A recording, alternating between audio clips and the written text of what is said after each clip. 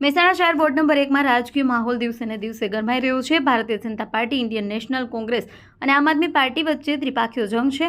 આ પરિસ્થિતિમાં આમ આદમી પાર્ટી દ્વારા ડોર ટુ ડોર પ્રચાર ઝુંબેશ જોરોશોરથી કરવામાં આવી છે. કાર્યકરો ઘરે ઘરે જઈ નાગરિકોને મતદાન માટે પ્રેરિત કરી રહ્યા છે અને એકવાર મોકો આપો, સ્વચ્છ પારદર્શક શાસન લાવવાનો સંદેશ આપી રહ્યા છે. મહેસાણામાં સ્થાનિક સ્વરાજની ચૂંટણીના માહોલ વચ્ચે રાજકીય ગરમાવો છે. 19 એપ્રિલથી રાતે મગુના જિલ્લા પંચાયત સીટ પરના ભાજપના ઉમેદવાર નરેશ પટેલના કાર કાફલા પર મોડી રાત્રે અજાણ્યા શખ્સો દ્વારા પથ્થરમારો કરવામાં આવ્યો. આ હુમલામાં ભાજપના કાર્યકરને માથાના ભાગે ગંભીર ઇજાઓ પહોંચી હતી.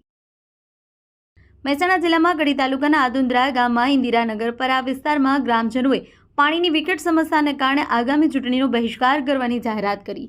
ઉનાળાની શરૂઆત થતાં આ પાણીની તંગી સર્જાઈ છે, પરંતુ આ વિસ્તારમાં છેલ્લા 5 થી 10 વર્ષથી આ સમસ્યા કાયમી બની છે.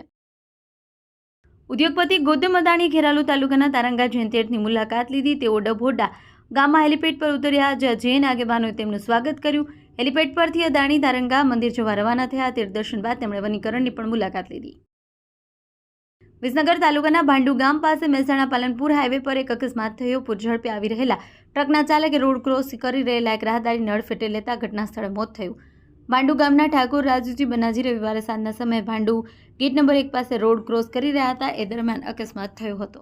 દેશ અને દુનિયાના સમાચાર જોવા માટે અમારી ચેનલ MG લાઈવ ન્યૂઝને સબસ્ક્રાઇબ કરો અને બેલ આઇકોન પર ક્લિક કરો, જેથી રોજે રોજની અપડેટ આપને મળતી રહે. સાથે જ અમારું ફેસબુક અને ઇન્સ્ટાગ્રામ પેજને પણ ફોલો કરો.